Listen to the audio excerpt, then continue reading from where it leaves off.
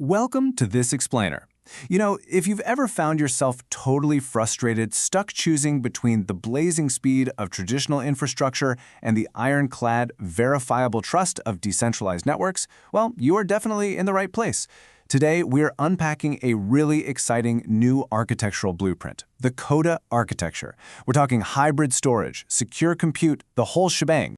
Let's just dive right into the classic dilemma here. For years, system architects have literally been backed into a corner with a seemingly impossible trade-off, right? On one hand, your enterprise systems absolutely demand lightning-fast reads, low latency, massive batch throughput, all those classic Web 2 infrastructure perks. But then, on the flip side, Web 3 systems are built to prioritize permanent, immutable provenance over raw speed.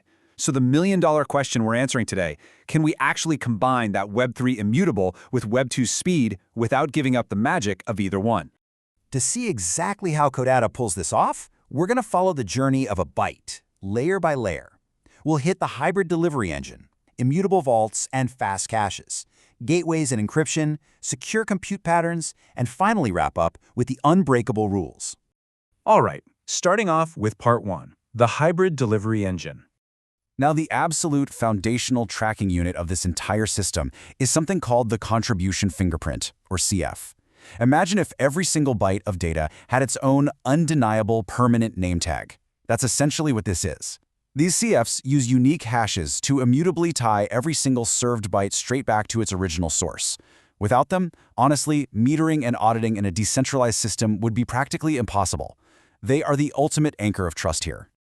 Moving on to part two, immutable vaults and fast caches. So think of the source of truth, we're talking networks like Arweave, IPFS, or BNB Greenfield, as this incredibly secure deep freeze vault. This layer uses content address storage to anchor your data immutably to those CF hashes we just talked about. Meanwhile, the cloud hot paths, your standard S3, GCS, or OSS, act a lot more like your kitchen fridge. They just hold permitted slices of that data for low latency, everyday access. Basically, you get the unchangeable security of the vault paired perfectly with the everyday convenience of your fridge. And the absolutely crucial takeaway here is that even when we are tapping into those blazing Web 2 speeds for caching, we never, ever lose the Web 3 provenance.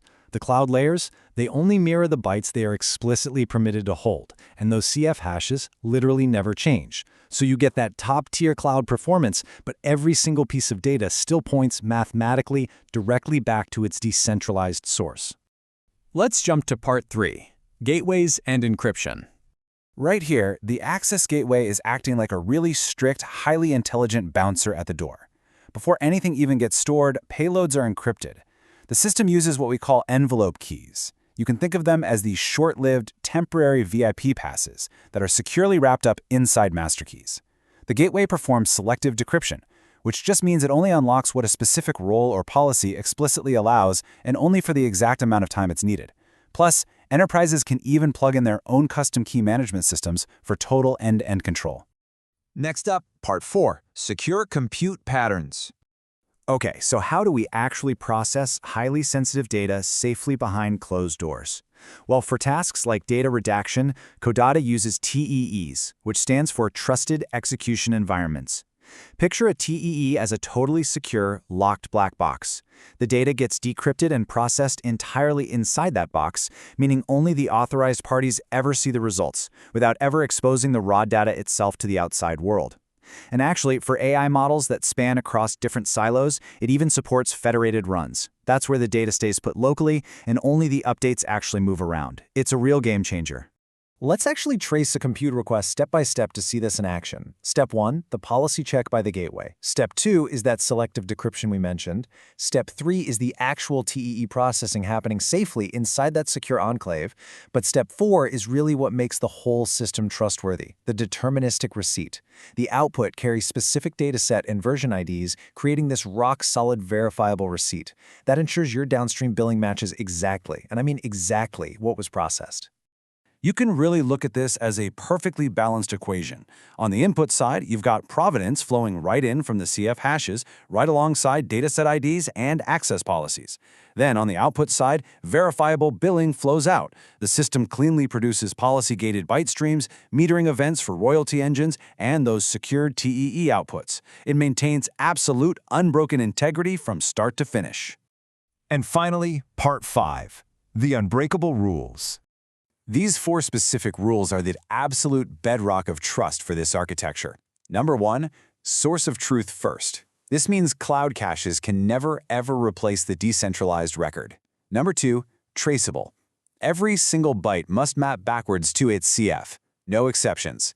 Number 3, minimal disclosure. The system always decrypts the absolute bare minimum data necessary to get the job done. And number 4, replayable. The exact same request is going to yield the exact same metering trail every single time. As we wrap up this explainer, I want you to really consider this.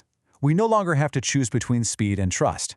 The Codatta architecture completely proves that you can have both a rock-solid decentralized source of truth and those lightning-fast, low-latency cloud hot paths.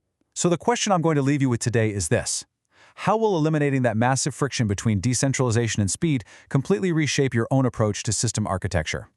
Thanks so much for joining me for this deep dive. Keep learning, and I'll catch you in the next explainer.